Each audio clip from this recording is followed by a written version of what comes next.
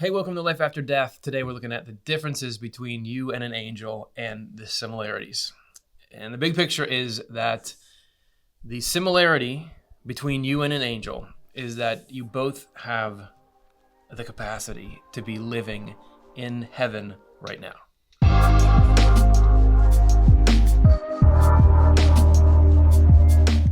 So both the inner levels of our minds, yours and mine, and the inner levels of angels' minds are in the same form, which is called the form of heaven. The difference is, between us and them, is that we have a physical layer that they don't have. Angels don't have that. And this layer can come with challenges. It's difficult to get it to do what you want. There's all kinds of superficial cravings and things that come with it. But through the body, we have a way to connect heaven to earth that angels don't have. They don't have it. I'm not bragging, but they don't have it. And because of that distinction, God introduces heaven into us, into our minds, not directly, but through an earth-adapted version of heaven, which is called the church. All right, let's unpack that.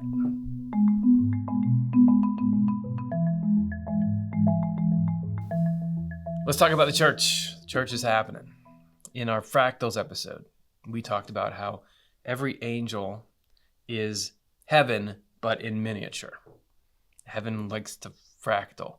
So there's a parallel on earth. There is a miniature heaven on earth. And Swedenborg calls this the church. He says in Heaven and Hell 57, we can say the same of the church as we have of heaven, since the church is the Lord's heaven on earth. So there's probably two reactions to that. The church is heaven on earth. You might say, wait, no, it's not. Church is not heaven on earth. I don't even like church. It's not this moral beacon into the world. I went to church when I was a kid and I had a terrible experience, you might say. And even now, when I look at things that churches are saying, and which church are you talking about? There's so many divisions and scatterings of different theologies and schisms and stuff. I don't even feel like what those organizations are saying has love and wisdom in it. A lot of this stuff rubs me the wrong way. You might have that reaction. There could be someone else. You could be saying, I love church. I've gone to church my whole life and I love it. I go there and I feel like I connect with God there. So what's going on with that? And how can Swedenborg say that the church is heaven on earth? You can square these two circles. I don't even know what that means, square the circle. Because the church is fundamentally inside you. Its basic building block is it's a state of your heart and mind. Particularly, it's the spiritual truths that you have being animated by a love for living by them. That's what the church is. So you can have the church in your heart and mind. Anyone can. Also, somebody could be sitting in a pew in a church building, but not have the church in them. But not have that state of heart and mind. Somebody could be outside, could never go to church, but yet have that church within them. Somebody could have the church within them and also go to an external thing that we call a church at the same time. It is primarily a state of mind. So church organizations can say things that don't have the church within them. People that are outside of church organizations can say things that does have the church within it. Somebody in church can have the church coming out of them. I can see why it's confusing, but if we understand fundamentally it's within you, okay, it starts to clear things up. Swedenborg goes on in Heaven and Hell 57. Much the same can be said of the individual who has the church within, as has been said about the angel who has heaven within. That such an individual is a church in least form as the angel is a heaven in least form. So the church is God creating heaven in people who still have that physical level on earth. And heaven is God creating heaven directly in people who are in heaven. So what's the total church look like? You. It looks like you. That's the quality of the church. What's going on in your heart and mind? He goes on, even more, we can say that the individual who has the church within is a heaven just as much as an angel is. For we have been created to enter heaven and become angels. So anyone who has the quality of goodness from the Lord is an angel person. It's not like this is oh, we're here in the junior varsity here on earth. Sure, we can be sort of good and approximate things. You can be a heaven, a form of that fractal divine pattern, as much as anybody in the heaven, an angel person. So developing the church within you makes you an angel person. And that is how we bring heaven to earth. There's a particular role that we have there that angels can't do. It is a task for human beings.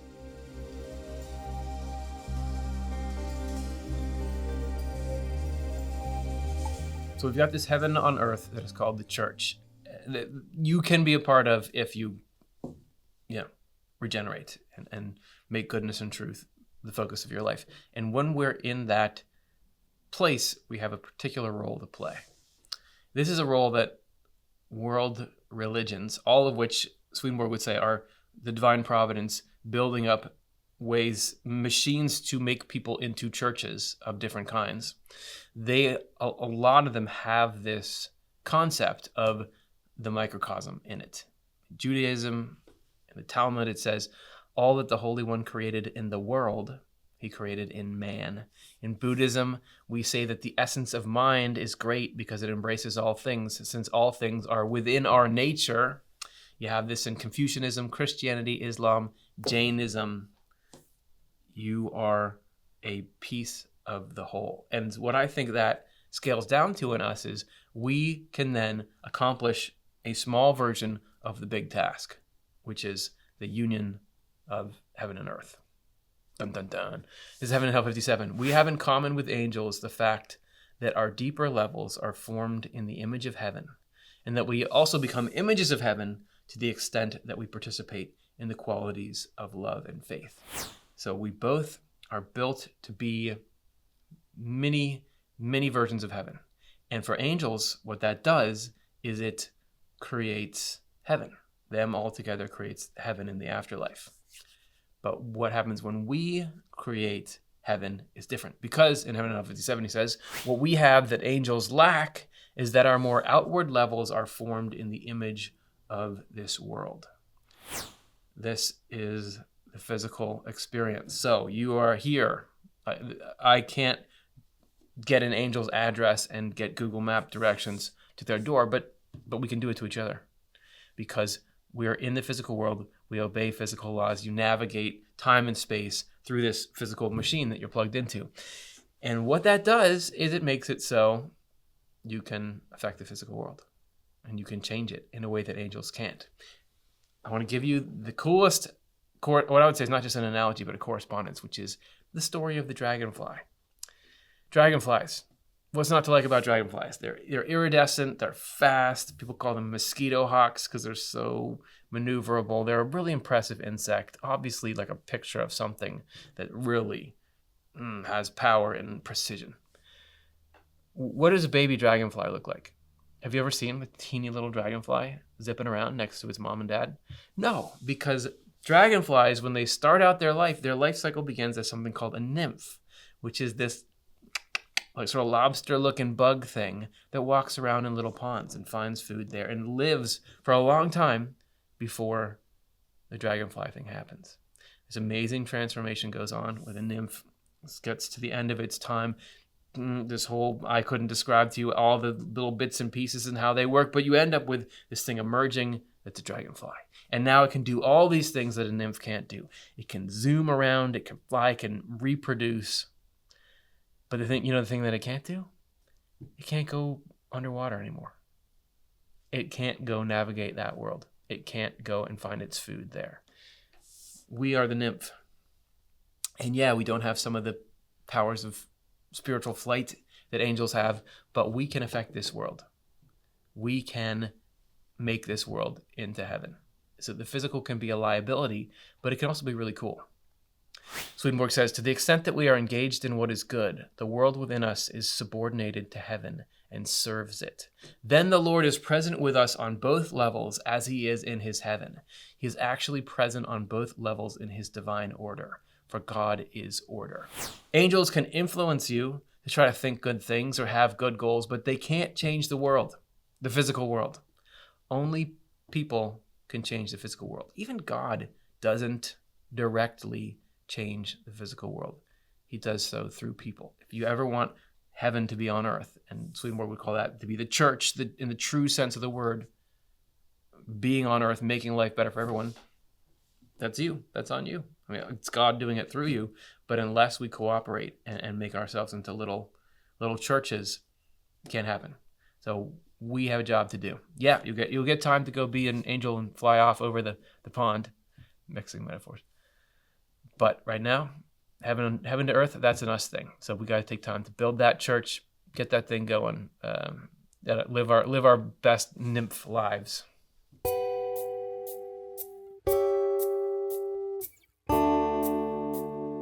All right, section 3, how heaven unfolds. I want to, this is so cool, in my humble opinion. This is like the closing statement in this chapter. And it's a little bit, maybe it's confusing, but I'm going to try to deliver it to you in a way that it gets you excited. I see this as being about the potential for the transformation that heaven or the church brings in things. Because why are we sitting here caring about anything Swedenborg said or anything if it's not about changing the world for the better, if it's not about making life better? That's why we're in the game, man. Heaven Hell 58.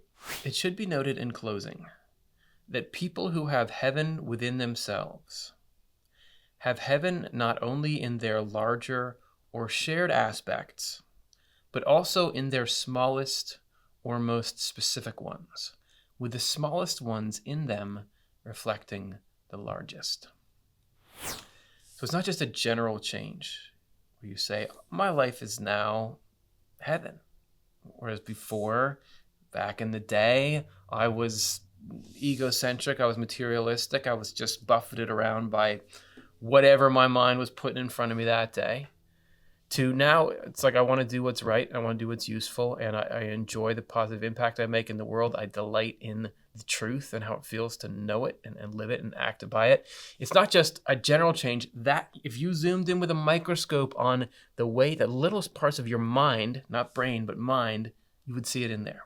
That your particular ideas, your particular feelings and desires and everything about you has that heaven branding on it, or intakes that heaven branding, is changed by that. Every little bit of what's going on inside you changes. It's not just, it's like every cell or the equivalent of that is in this heavenly state.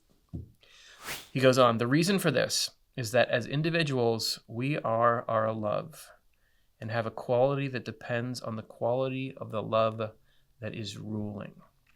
Whatever rules flows into the specifics and arranges them and imposes everywhere an image of itself. You are what you eat, except in this case, you are what you love above all other things. So what I'm trying to do, what I'm all about, is in everything. This is a general principle that also plays out in heaven. Here we go. This is the thing that I think is cool. In heaven, it is love for the Lord that rules, because the Lord there is loved above all else. And remember, the Lord is divine love for the whole human race. You don't just love God because, oh, look, it's God. Look at that. It's because of who God is, which is the love for everyone, the desire, the unceasing, ultimate, eternal desire to right every wrong that exists, to make happiness live and breathe inside everyone. We want everything to be good for everyone forever. That's what loving the Lord is. Swedenborg says that explicitly. As a result, the Lord is the sum and substance of everything there, flowing into absolutely everything, arranging everything, clothing everything with its likeness, and making heaven to be where he is.